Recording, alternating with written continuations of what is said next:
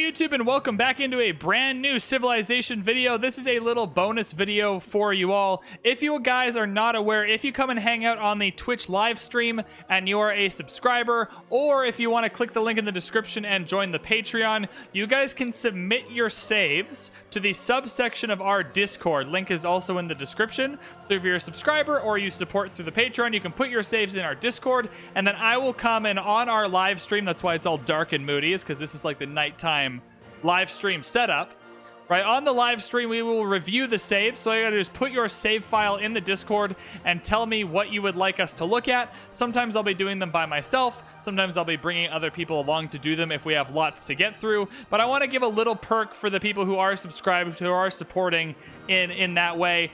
But the reviews are always free. They'll always be on the live stream. They'll always be on YouTube for you guys to watch. That way everyone gets to learn and there's no barrier to, I don't want to be the gatekeeper of knowledge, but if you do want to throw your saves, you can do so through the Patreon. It'll give you the Discord permission, or through being a Twitch subscriber, and you can subscribe on Twitch for free as well with Twitch Prime, and you can Google how that works. Today we have a save from RJ Kubaka, VB review Greece, turn 178. We're in the industrial era. We're on Prince difficulty with Pericles with the correct skin.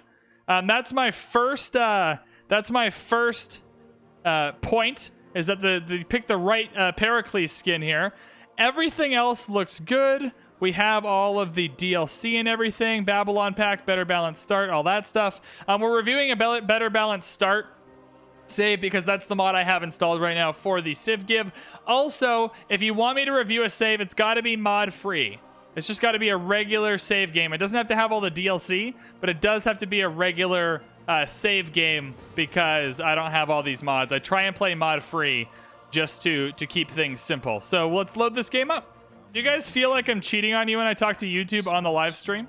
Does that feel weird to you guys? Anvars thinks it's fine. All right, that's good. This is our first ever save review, so this might take a while. The idea is that it's pretty thorough, though.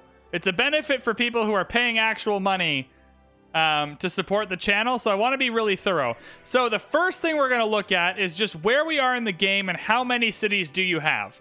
Civ 6 is a game that you have to play wide. You cannot really play tall. Now, obviously, on Prince difficulty, whatever your strategy is going to be a little bit easier. But let's take a look at how many cities we have. The goal is to have somewhere between 8 to 12 cities, right? Ideally, you have closer to 12 than 8, and ideally, you have all of your cities down around turn 150. But I think if you have like 10-ish by turn 125 to 150, and you're just throwing a couple settlers out afterwards, you're probably on the right track. And so far, we have 1, 2, 3, 4, 5, 6, 7 cities with an 8th going down.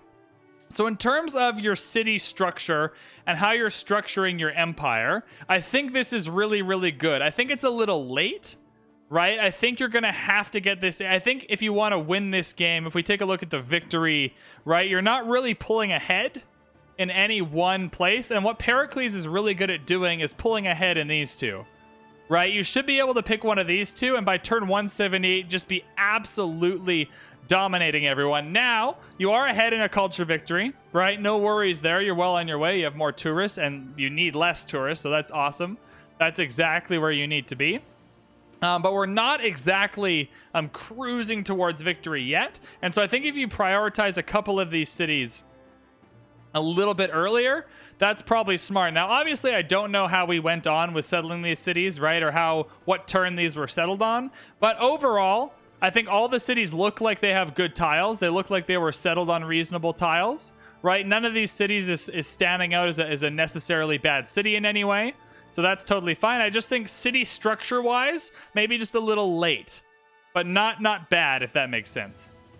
All right, the next thing we're going to take a look at are your yields. So we're on turn 178. Now, usually on Prince, right, if you're playing optimally, you should be able to eclipse yourself. I call it, I don't know what you call it. In League of Legends, it's called the Flame Horizon. If you have 100 minions over your lane opponent, they call it the Flame Horizon in LCS. I don't know what you can call it the VB ratio or whatever you want to call it. Right? But it's at the point where your yield goes over the turns in the game. right? So if you have 81 science and the turn is 80, you've hit the VB horizon, the VB threshold, right? Where you have more yields than your turn. Now, by the end of the game, you're going to need to have a lot more yields than your turn.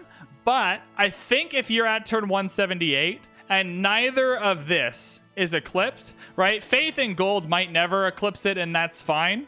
Right? But I think you have to be a little more specific. And I think that goes into, I reckon when I check out the districts and wonders, which is the next thing we'll check out, we're going to notice some things that are a little bit odd or that haven't been placed down yet. Because to me, these numbers, well, they're good. Like, this is not, you are on your way to winning a culture game. I want to make that perfectly clear. Like, this is not a losing position. You are well on your way to winning a culture game, especially because you're friendly with everyone. So it's not a critique of the strategy. I just think you can probably execute the strategy earlier. And I think if you're struggling with these yields, I reckon when we take a look at your districts, we're probably lacking some campuses and theater squares in there to really pump things up. But that's the next thing I'm noticing, is we're going to want to try to find ways throughout your cities to make these numbers a little bit higher. Because I think by turn 120-ish is when you should be eclipsing if you're playing like kind of optimally with your districts. Now, obviously depends on your land, depends on who you are. But as Greece, you should have no problem eclipsing this a little bit earlier. See, the next thing I'm going to point out here is that when you're playing a game of Civ, you really need to hyper-focus in on what you're doing, right? In a game where you're not close to anybody that can kill you, right? I don't see anyone nearby that can kill you. You have, right? Like I said, you're on your way to winning. You have more science than everyone else. There's not a single person on the map that can kill you. I struggle to understand why we have two sets of medieval walls going down, right? Especially, look, here's exactly what I'm talking about, right? We're struggling. We should be eclipsed ourselves, right? We should have already eclipsed ourselves, right? In a game, if we look around, there's nobody to kill us. And yes, medieval walls will add a little bit of tourism, but they're not going to add nearly as much tourism as just building an acropolis, right? Or building a campus, or building a commercial hub. We'll talk about districts in a minute, but it's just little things like this, where anytime you can find space to focus in on your victory condition, right? This is not helpful for any victory condition, if that makes sense. Now, if you were building units here and what you're going for domination, makes perfect sense, right? But this is not helpful for any of what we're doing right now, to be building two medieval walls at turn 178 when nobody around can possibly kill you. And if they tried, you already have more science than them. All right, the next thing we're going to take a look at is what I call the holy trinity of districts. So I did a district placement video, right? And I talked about kind of what districts you should be building in every game. Now, when I do these reviews, I will not hold against anybody how they play. Some people really like building industrial zones and entertainment complexes, and I really don't. But that might be a style difference. So I'm not going to go like, oh, you built an entertainment complex. That's not correct. Like, that's not the kind of feedback I'm trying to give here, right?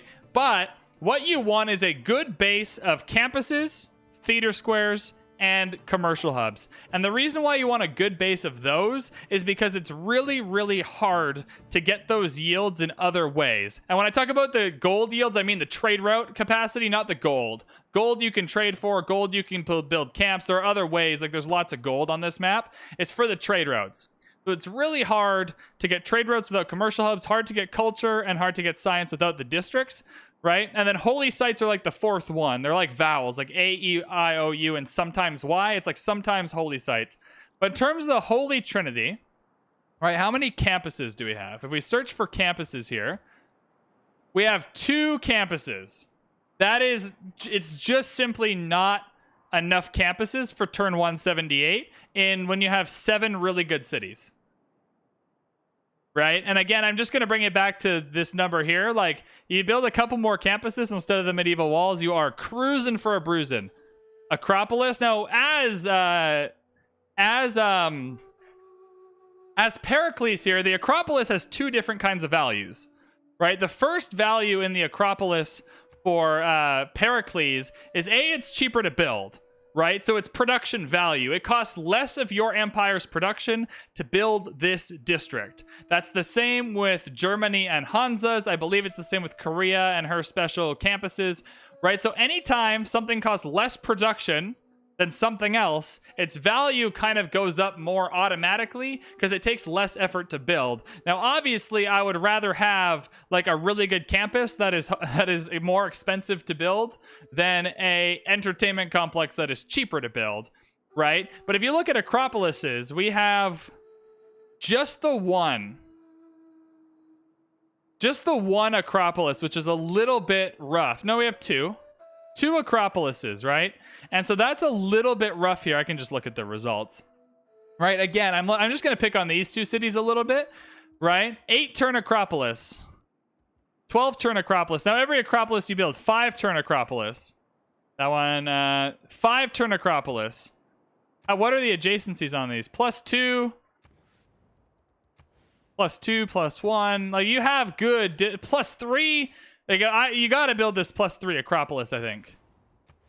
Right? Over this medieval walls, I think you just got to focus a little more on what you're doing. Because you want the culture, and you're already winning a culture game, but also because you don't need these walls. And because they're cheaper. Right? So obviously, every time you build one, the rest of them get more expensive. So building the 5-turn one wherever makes the 11-turn one go up in price. But this is just an easy thing to pick up on, is focus a little more on what you're trying to do here, because I think you're trying to go for a culture victory, or at least I would be, right? But if I look at your districts, I don't have any indication that that's what you're building for. And then commercial hubs here, I can take a look at 3 trade routes and see that you probably have a couple. You have the one here, and then the lighthouse here. It's a lighthouse. I'm going to count a harbor as the same. Harbors are similar. I think the Great Merchant points are often better than the Great Admiral points. Yeah, there's a lighthouse up here. Okay. Right? I think this is fine. Right? I think if you're dropping any one of the 3, I think 3 trade routes is fine. The thing you have to keep in mind with 3 trade routes is that you're trying to get a trade route to everyone for this plus 25% tourism. Right? So at some point, you're going to have to plan on getting at least 5 trade routes. Right? Because you have 5 people you're going to try and get a trade route with. Now, obviously, you don't need them all right now because you can't reach everyone yet. But you're going to have a plan to get up to 5. But as long as you get 5 eventually as you can reach everyone, I think that's totally fine. So I think my district feedback, right? We can look at adjacencies. Like, you have a government plaza here with districts around it. This is brilliant. Like, this is good adjacency stuff. This is great next to Toa right here. I don't think there's any adjacency problems. I think when you do build your districts, you're building the correct districts. I just don't think you're building enough of the districts compared to the other things that you're building. All right, so on Prince, you're going to get a religion a lot more often than on higher difficulties. If you go and watch deity streamers or deity YouTubers, you're going to notice that a lot of us don't get religions often, and that's just how it goes. But if you're playing on Prince, you're going to get a religion in more games than not. Whether you take that religion is up to you. But let's take a look at the religion here. So I'm not going to take a look at the religion from the perspective of actually trying to spread your religion, because I don't think you really need to. But the first thing we have is our pantheon, right? In a culture game, Goddess of Festivals is great if you have plantations, right? Earth Goddess is the best one to take by far, because you're going to want to focus on appeal anyway, and that'll give you all the faith you need to grab your rock bands and your naturalists, although it doesn't look like we're going to have that problem this game at all. But let's take a look. So we get 1 culture per plantation. How many plantations do we have? Now, we don't know what was available. We have 1, 2, 3, 4. Now, we have to ask ourselves, is 4 culture per turn? Right? So you have to pretend like, so let's say you build 3 more Acropolises. Your culture per turn is kicking at like 250. And we don't even know what the policy cards yet, but let's say you build 3 or 4 more Acropolises and you have all the correct policy cards in, which we are going to check in a second here. Right? Your culture's like 200, 250. Like, you're absolutely cruising at this point in the game. Is this really doing much for you? Right? Like, is this really doing a whole lot? It doesn't really feel like it is. So I guess you're getting 1, 2, 3, 4. So there's extra culture on this tile and extra culture on the silk. But you're just getting the extra +4 from the Pantheon. So maybe Earth Goddess? Like, I think it makes sense. I think this is a good Pantheon to pick. But even if we just take a look at our appeal, you get 4 culture, but even without effort, you're going to get 2, 4, 6, 8, 10, 12. So far, 12, but not too far away, right? Like once you get Eiffel Tower, not too far away from like 100 faith per turn, right? So I just think Earth Goddess is the better pick, but hey, if Earth Goddess isn't available, this is totally fine. I just think when you're only going to get 4 plantations, you should start looking for something else. Now, obviously, we have another tea over here, another tea down here. You have some more. It's coffee. Is that coffee or tea? It's coffee. You have 2 more coffees. Right, you might have a couple more plantations. I don't see any up here. I just don't know if that's the best pantheon to be picking, although I don't think it's a bad pantheon at all, and I think you have made the most of it. So in that sense, you're doing really well, right? You actually got all the plantations. So I think you've done the right thing for your pantheon choice. I just don't know if it was the best choice when, even without trying, you're already getting quite a bit more out of Earth Goddess, I think. But overall, fine choice. I would try and pick it if you have more plantations available, though. Like sometimes you'll get 3 or 4 plantations in one city in some games. Another thing we're going to look at here is some of the wonder choices, right? So when you're building wonders, you have to think of them from a couple of different perspectives in this game. They cost production to make, right? Just like everything else, you have to think of it from an opportunity cost perspective. If you are spending time in production on one thing, it means you are not spending it on something else. So I think Meenakshi Temple here, totally fine. Not a problem. The Toa right next, this is brilliant. This is an absolutely phenomenal Toa. This is an absolutely A+ thought, an A+ idea, A+ placement here. Fantastic stuff. The St. Basil's, though, is a little bit puzzling, right? You're getting 100% religious tourism, right? I just don't think that's really a huge deal in this game for you, right? You can just get a lot more tourism from anything else, I think, right? Apadana. So here we go, right? Why not just build the Apadana instead of St. Basil's? St. Basil's much better in a tundra, right? So even just because you can build St. Basil's doesn't mean you have to, right? Because this is not a good St. Basil's. +1 food, +1 production, and +1 culture on all tundra tiles for this city. If we take a look at this city, there's no tundra tiles, so you're not getting the most out of it, right? So I think what happens is you're focused on culture and you see the +100% tourism, and that's really exciting. But I think you have to be really careful here, because I think you'll get more tourism had you built the Apadana, for instance. Right? You get 2 envoys, getting in those city-states early. Also, +2 great work slots of any type. Later in the game, especially if you're running with 7 or 8 cities, you're not going to have a lot of great work slots. So any excuse to get 2 extra great work slots is fantastic, right? So I'm not going to go through every wonder choice, right? Especially because a lot of the culture wonders come in later, the ones you're going to look for, right? But I think you have just contrasting wonders here. This one is absolutely excellent, well played, S-tier level play. This one's just not quite as good, right? I think you build the Apadana here. You also have to make sure you're pinning out an Eiffel Tower, right? So you're going to want to pin out somewhere for an Eiffel Tower. Do we have good production anywhere for an Eiffel Tower? I suspect not, though. 53. Yeah, there's nowhere here to build an Eiffel Tower, so that's fine. Right, you're going to want to try and figure out a city for an Eiffel Tower, I think. But otherwise, good with the wonders. I think overall good, but just double check, like just every time you're building a wonder, especially when you're learning, just read it, right? If I like, hey, this wonder gives me a bunch of boosts for being in the tundra, and I'm not in the tundra. Does that change how I think about this wonder? If so, like, what does it change, right? Because the production doesn't change. Right? It costs the same amount to build, whether it's good or bad. It's the same with the Petra, right? You have to come up with your own ratio. For me, it's 5 tiles. If I build a Petra and the Petra gets 5 tiles, then it's worth building, right? If it gets less than 5 tiles, then it's not worth building in most cases, right? So it's the same with St. Basil's. You just got to find your own kind of metric. This is not the metric I would use. I would build like Apadana, anything that holds Cristo. We're going to need a spot to build Cristo. This would have been a great spot to build Cristo Redentor later as well. Not that you still can't do that. You can still build Cristo. You can still build Eiffel Tower.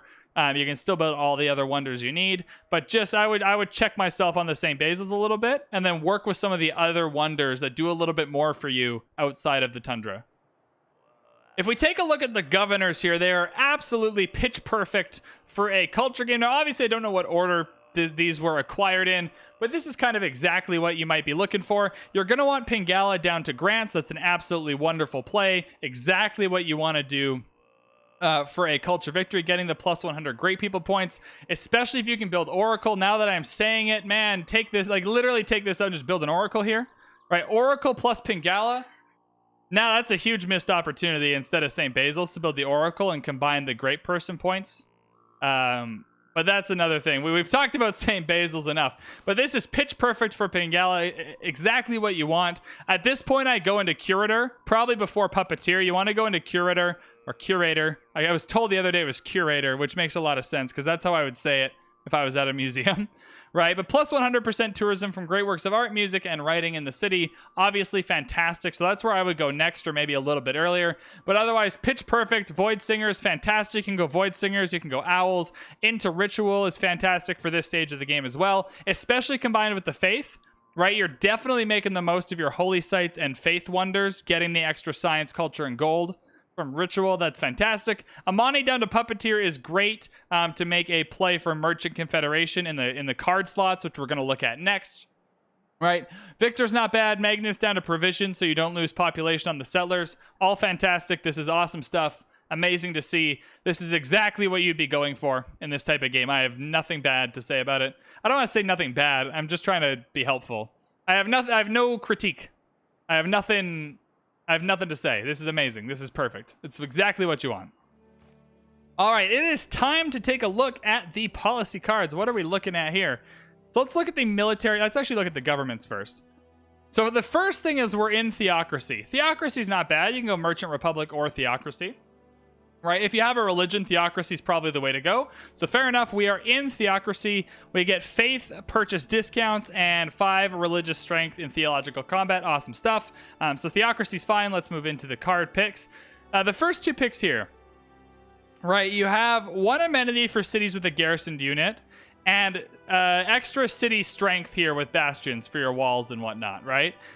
So now I have 2 questions. The first is, if you're going to get 1 amenity for cities with a garrison unit, right, you're going to have to put a garrison unit in every city, right? So not every city has a garrison unit. So it's again about maximizing the value. So maybe this is worth it. Maybe it's not. We're going to have to check. But if we go to Pharsalos here, right, if we go to Pharsalos, I have no idea, right? And we check the amount of amenities we're getting here.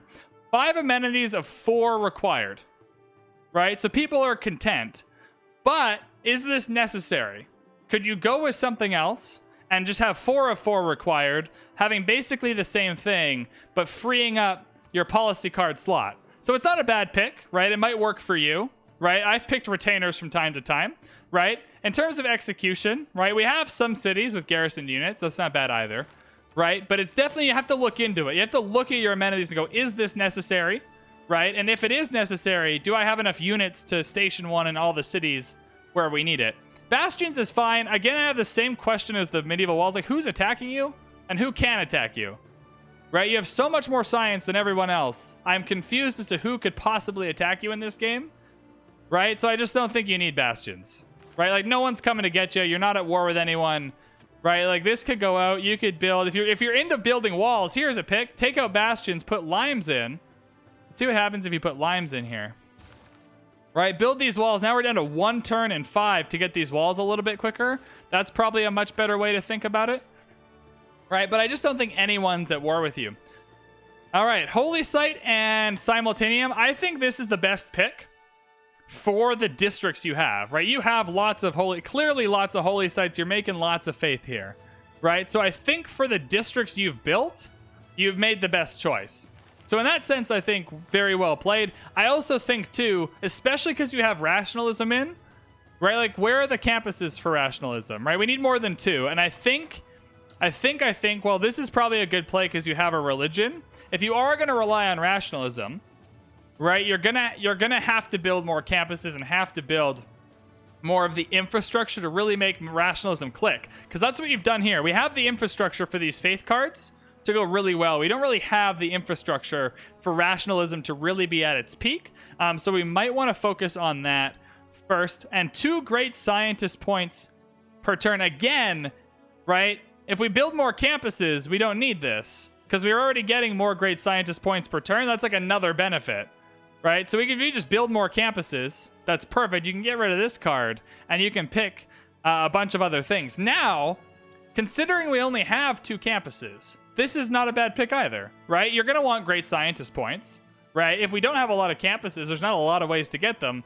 So I think from the position you've put yourself in, this is mostly a fantastic set of cards. I'm a bit confused about the military ones, but hey, if it's working for you, it's working for you, and that's what we're looking for, right? But I think a lot of this could be changed a little bit if we had put ourselves in a better situation for this game, if that makes sense. But otherwise, you know what? On the whole, I think if you snapshotted this map, if I loaded into this game and I was told, hey, based on where we are, pick a set of policy cards, I think I'd swap out the religious ones. I don't know if I'd change too much in here. I think if you reworked it, right, there's probably a better combination somewhere, but there always is, right? There's always, no matter who does it, no matter how much they think about it, there's probably always a better combination. And so I think overall, this is probably fantastic. I also think, too, if you had built more theater squares, more acropolises that have the good adjacencies that we looked at earlier, aesthetics all of a sudden becomes really good. But I think for the position we loaded into, this is not a bad set of policy cards. So I think the game analysis was good. I just think the structure setup probably wasn't ideal district-wise.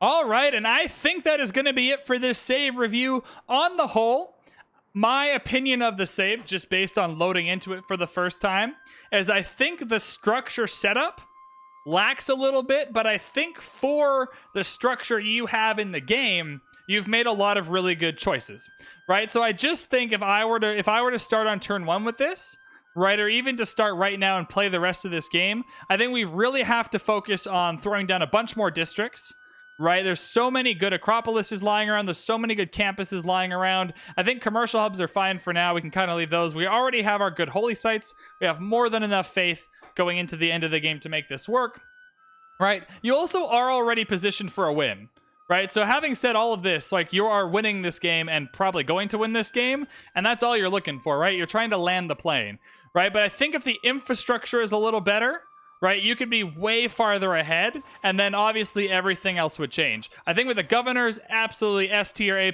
job. This is fantastic stuff. I think with where you're at and your policy card choices, they're fantastic as well. I think this isn't the ideal setup, but I think that's just because the district infrastructure isn't quite there to support it.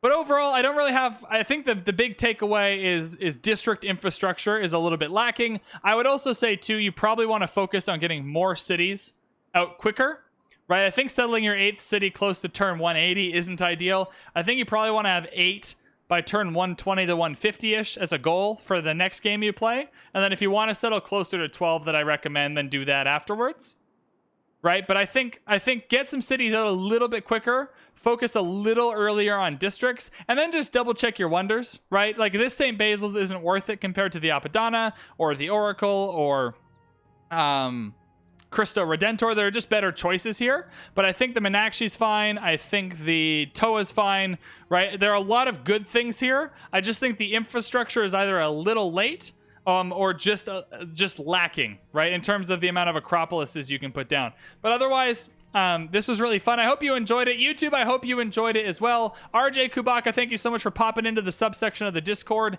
and throwing down your save game there. If you would like to submit a game and you're a Twitch subscriber or you are in the Patreon, feel free to head to the Discord. It'll automatically, if you link your account, give you the permission to see the subsection, and then you can put it in the Civ save review, and then you just got to let us know what you want to do with it, right? If you're on turn 1 and you just want to know kind of how you'd play this out for the first 10 turns, hey, I'm on turn 200, like RJ, like, where do I go from here? What could I do better? What could I do differently? Whatever you want us to take a look at, feel free to let us know there. Thank you so much for watching. Let me know in the comments what you thought of this video. Like and subscribe button are there for you as always. I appreciate that you took the time to tune into this, and we'll see you in the next one.